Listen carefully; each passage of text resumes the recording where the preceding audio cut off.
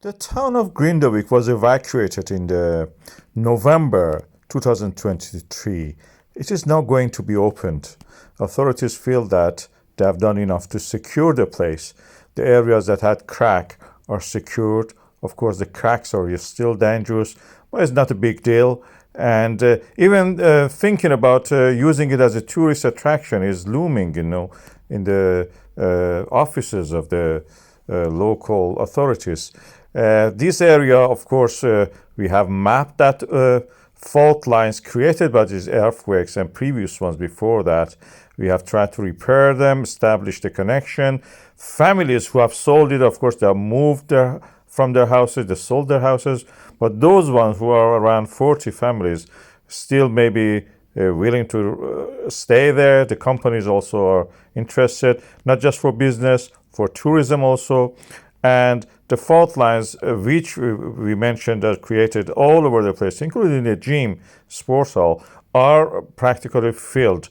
It's a dangerous area in that sense, but at the moment, the earthquake level is low. The activity of the earthquakes in that area, Svartsengis volcanic system, is low.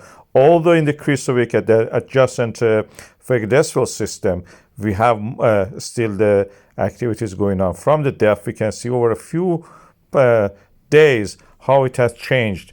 In the Grindavík system, we can see at the depth of the 5 to 6 kilometers, earthquakes are happening. These are the tectonic earthquakes, creating the movement of the plate to accommodate the resulting eruption in the Svartsengis.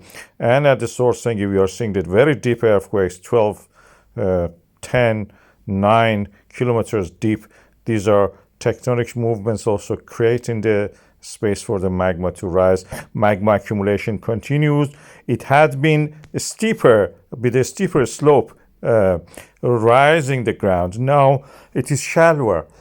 That means the magma accumulation has slowed down. Also, we had some, solar activity disrupting the GPS measurements by the satellites. There's a mark there.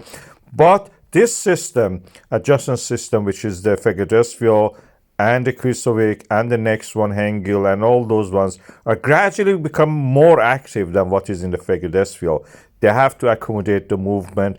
Eventually, when the Svartsengis, I should say, Svartsengis erupts, and I predict that will be in the second half of the November, we will have eruption. But risk assessment stays the same. Although, if the eruption happens in the mid-November, it will be quick. Perhaps only 30 minutes between the storm of the earthquakes and the eruption, something like this, very quick.